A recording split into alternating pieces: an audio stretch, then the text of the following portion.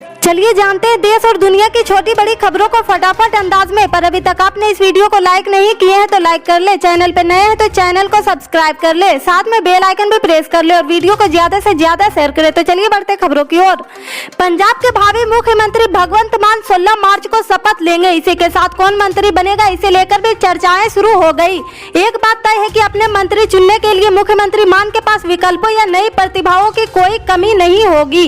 विधानसभा चुनाव में आम आदमी पार्टी ने 117 विधानसभा सीटों में से 92 हासिल करके बम्पर जीत हासिल की है। बड़ी बात यह है कि नए विधायकों में 15 डॉक्टर और 6 सेवानिवृत्ति अधिकारी शामिल हैं। पंजाब के इतिहास में यह पहली बार है जब एक साथ इतने डॉक्टर विधायक निर्वाचित हुए हैं। सबसे ज्यादा आम आदमी पार्टी से ही 12 डॉक्टर निर्वाचित हुए हैं। सीएस बसपा व कांग्रेस के भी एक डॉक्टर को सदन में पहुँचने का मौका मिला। एक बार फिर डबल इंजन को उत्तराखंड की जनता ने ईंधन दे दिया। सूबे में भाजपा को 70 में से 47 सीटें मिली है। अब चुनौती घोषणा पत्र के जरिए विकास करने की है। देखते हैं घोषणा पत्र के अनुरूप भाजपा किस प्रकार से काम करती है। भले ही इस बार भाजपा का घोषणा पत्र अन्य राजनीतिक दलों में से सबसे अंत में आया हो, लेकिन इसका चुनाव परिणाम में किसी प्रकार का कोई फर्क नहीं पड़ा। प्रदेश की जनता ने भाजपा पर फिर से भरोसा जताकर बहुमत दे दिया। अब चुनौतियां बहुत है। प्रधानमंत्री मोदी ने चुनाव के दौरान अल्मोड़ा, रुद्रपुर, श्रीनगर में सभा कर लोगों को विकसित उत्तराखंड बनाने का वादा किया था। अब उनको पूरा करने का समय आ गया। उन्होंने पूर्व सैनिकों को 5 लाख रुपए तक के ऋण पर 50% तक गरीब घरों की महिलाओं को 1 वर्ष में 3 निःशुल्क LPG सिलेंडर, सीएम प्रोत्साहन निधि से किसानों को 2000 रुपए की राशि प्रतिवर्ष, अमूल जैसी सहकारी समितियों के निर्माण और उत्तराखंड को एक बगावनी और डेयरी हब, प्रत्येक ब्लॉक में डेयरी सहकारी समितियों की स्थापना के लिए 500 करोड़ रुपए देने की कोष वादा किए हैं।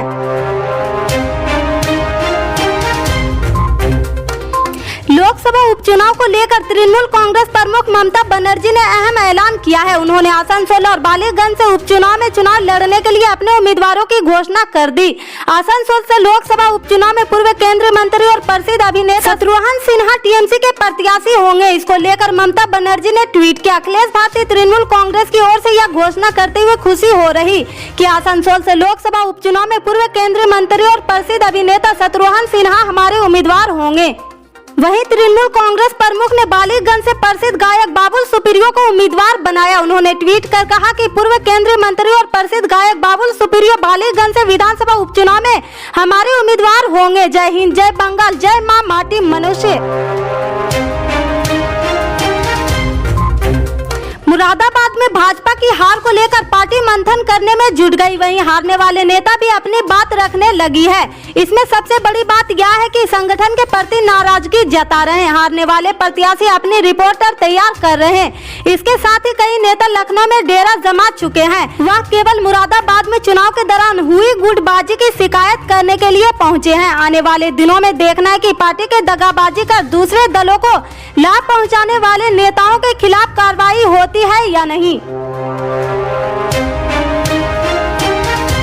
मतदान प्रतिशत के लिहाज से समाजवादी पार्टी ने भले ही इस चुनाव में अब तक का सर्वश्रेष्ठ प्रदर्शन नहीं किया, लेकिन यह चुनाव उसके लिए कई सबक भी देकर गया है।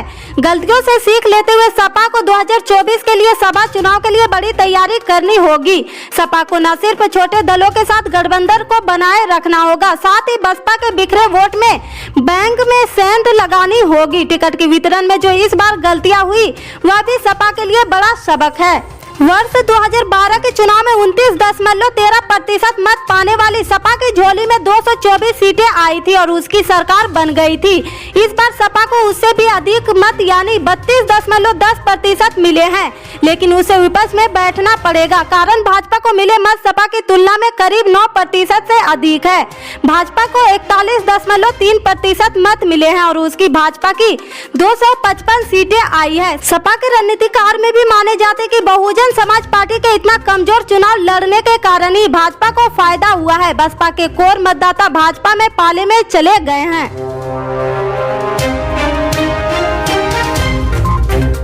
यूपी और पंजाब समेत 5 राज्यों के हालिया विधानसभा चुनाव में करारी शिकस्त का सामना करने के बाद कांग्रेस रविवार को महामंथन करेगी। कांग्रेस कार्य समिति की इस बैठक के दौरान इलेक्शन में हार के कारणों की समीक्षा और आगे की रणनीति पर चर्चा की जाएगी। माना जा रहा है कि इसमें मोदी सरकार को घेरने की नई स्ट्रेटजी पर भी बात शुरुआत हो सकती है।